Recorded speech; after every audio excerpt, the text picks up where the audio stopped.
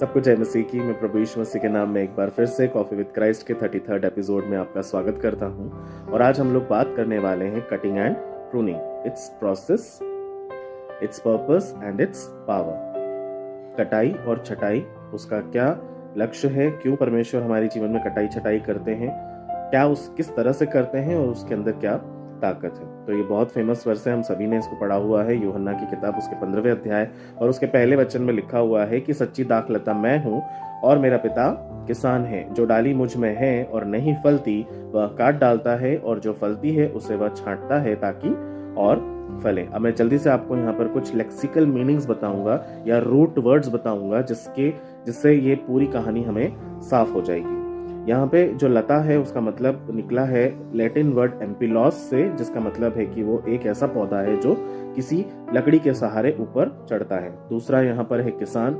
किसान का मतलब है जियोग्रॉस। जियोग्रॉस का मतलब होता है एक ऐसा व्यक्ति जो पूरी बारी को डिजाइन करता है।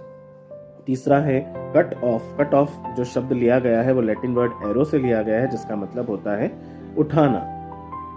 और चौथा शब्द है प्रूनिंग। प्रूनिंग जो लिया गया है वो कैथेरोस से लिया गया है, जिसका मतलब होता है क्लीन करना, प्यूरिफाई करना या शुद्धि करना।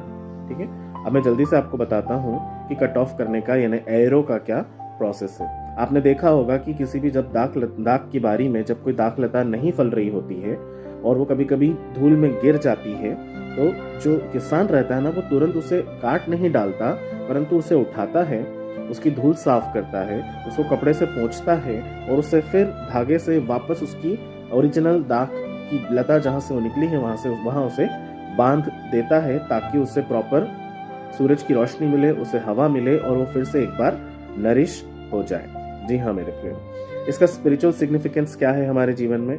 हम भी जब कभी अपने जीवन में पाप में गिर जाते हैं या निराशा के भाव में आ जाते हैं या शर्म के भाव में हम रहते हैं या कभी कभी हम फेल हो जाते हैं हमारे जीवन में, तो हम भी हमारे डिप्रेशन की गहराइयों में चले जाते हैं, हमारे जीवन के उस अंधकार में हम चले जाते हैं। लेकिन वहाँ पे और डेफिनेटली जब हम चले जाते हैं तो हम कोई फल नहीं ला रहे होते हैं उस वक्त, लेकिन उस वक्त हमारा परमेश्वर हमारे जीवन में आता है और हमारी सारी गंदगी को साफ करता है, हमारे डिप्रेशन को साफ करता है, हमारी शर्म को ले लेता है, हमारे फेलियर को वो ले लेता है और फिर से हमें अपने गले से लगाता है और हमें फिर से वही दया दिखाता है, वही आशीष दिखाता है, ताकि हम उससे सब कुछ जो उसने आशीषें हमारे लिए रखी हैं वो हम उससे ले सकें। मेरे प्रिय, एक बात याद रखना कि वो उठाता है, वो गिराता नहीं है। He lifts, he never leaves. God